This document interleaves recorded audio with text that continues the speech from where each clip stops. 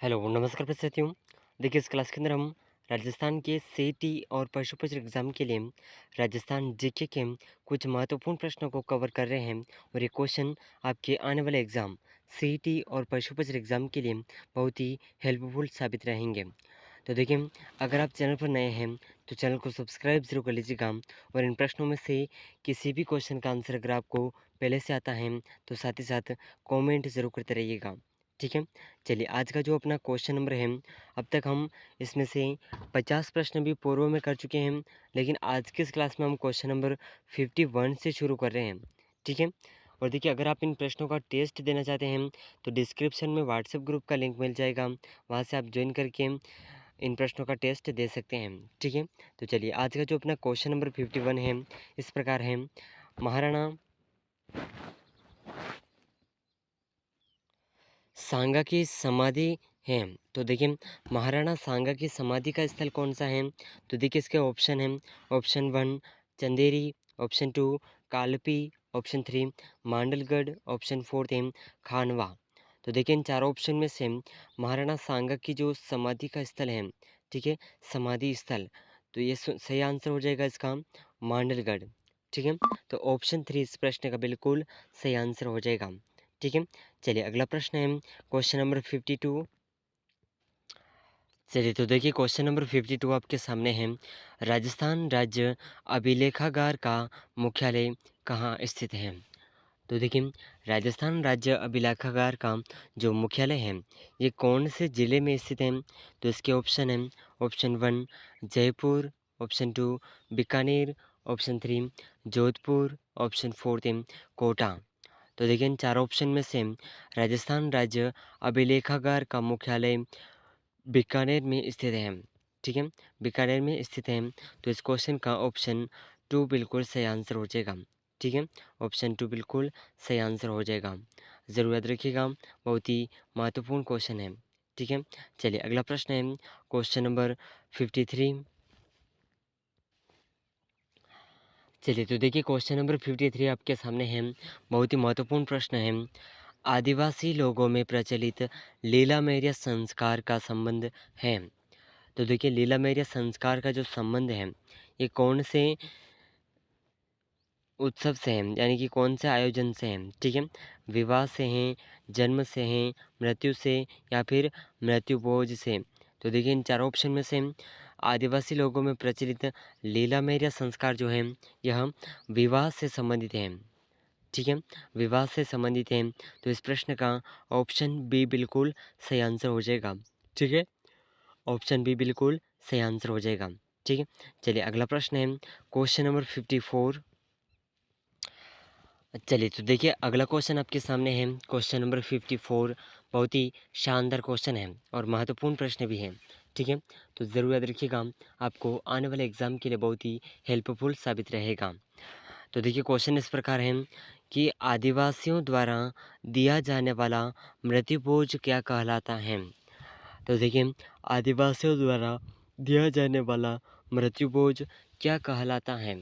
ठीक है, तो देखिए इसका जो ऑप्शन है, ऑप्शन 1 है नताराम, ऑप्शन 2 लोकाई या फिर कादिया, ऑप्शन 3 है पीथल, ऑप्शन 4 है फो।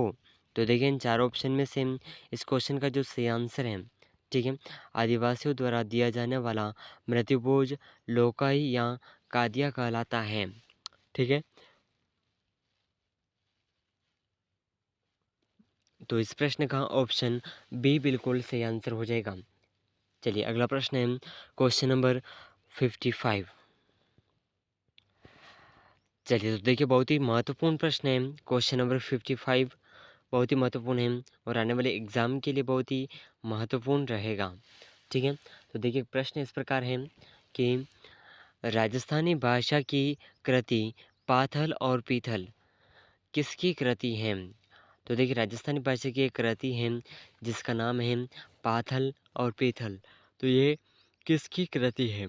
ठीक है, इस क्वेश्चन के अंदर पूछा गया है कि ये किसकी कृति है। तो इसके ऑप्शन है Kanhaiyalal Sethia, option 2 Ram Singh, option 3 Vijaydan Detha, option 4 है सुंदरदास। तो देखिए इन चार ऑप्शन में से राजस्थानी भाषा की कृति पाथल और पीथल ये दोनों कन्हैयालाल सेठिया की कृति हैं।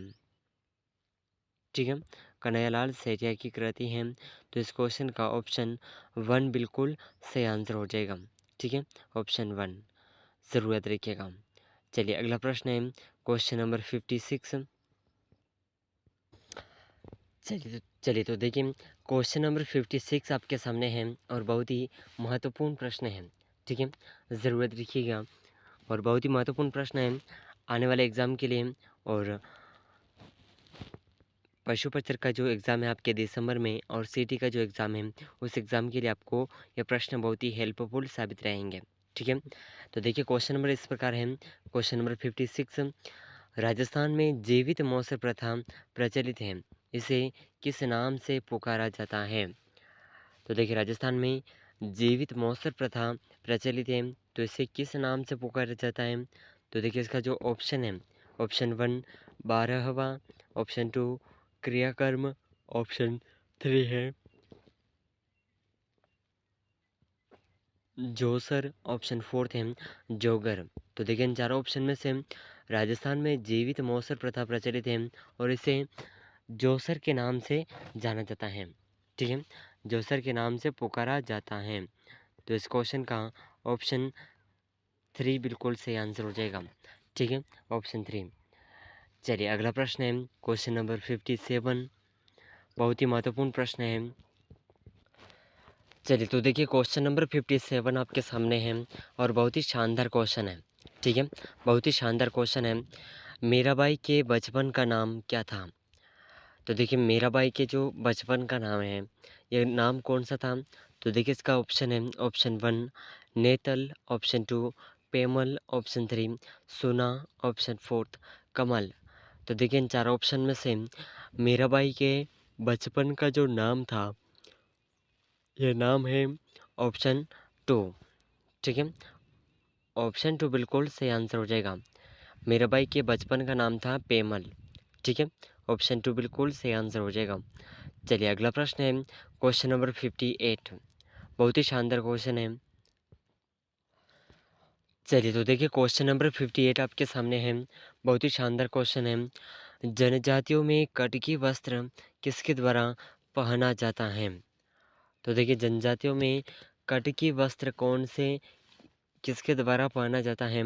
तो देखिए इसका ऑप्शन 1 है विवाहित स्त्रियों द्वारा, ऑप्शन 2 अविवाहित युवतियों द्वारा, ऑप्शन 3 अविवाहित पुरुषों द्वारा, ऑप्शन 4 थे विवाहित पुरुषों द्वारा। तो देखिए इन चारों ऑप्शन में से जो जनजातियों में कटकी वस्त्र पहना जाता है यह कटकी वस्त्र अविवाहित युवतियों द्वारा पहना जाता है। ठीक है, किस युवतियों द्वारा?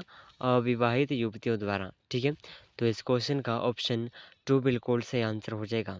ठीक है, चलिए अगला प्रश्न है क्वेश्चन नंबर 59। चलिए तो देखिए क्वेश्चन नंबर 59 आपके सामने है, बहुत ही महत्वपूर्ण प्रश्न है। ठीक है, तो देखिए प्रश्न इस प्रकार है, करणी माता का मंदिर कहाँ स्थित है? तो देखिए करणी माता का मंदिर कहाँ पर स्थित है? तो इसका ऑप्शन है, option 1 Deshnok Bikaner, option 2 Osian Jodhpur, option 3 Aspura Dungarpur, option 4 थे जैतारण पाली। तो देखिए इन चारों ऑप्शन में से करणी माता का जो मंदिर है ये कहाँ पर स्थित है, इसका आंसर आप सबको अवश्य आता होगा। अगर आपको इन प्रश्नों का आंसर पहले से आता है तो कमेंट ज़रूर करिएगा। ठीक है, तो इस क्वेश्चन का सही आंसर हो जाएगा करणी माता का मंदिर देशनोक बीकानेर में स्थित है। ठीक है, तो ऑप्शन 1 बिल्कुल सही आंसर हो जाएगा। ठीक है, चलिए अगला प्रश्न है क्वेश्चन नंबर 60। चलिए तो देखिए क्वेश्चन नंबर 60 आपके सामने है। ठीक है, बहुत ही महत्वपूर्ण प्रश्न है, ज़रूर याद रखिएगा। चलिए तो देखिए क्वेश्चन नंबर 60 है, राजस्थान का पर्यटन विभाग ऊंट महोत्सव कहाँ आयोजित करता है? तो देखिए राजस्थान का पर्यटन विभाग ऊंट महोत्सव कहाँ पर आयोजित करता है? तो इसके ऑप्शन हैं, option 1 Jodhpur, option 2 Barmer, option 3 Jaisalmer, option 4 थे बीकानेर। तो देखिए इन चार ऑप्शन में से राजस्थान का पर्यटन विभाग ऊंट महोत्सव कहाँ पर आयोजित करता है?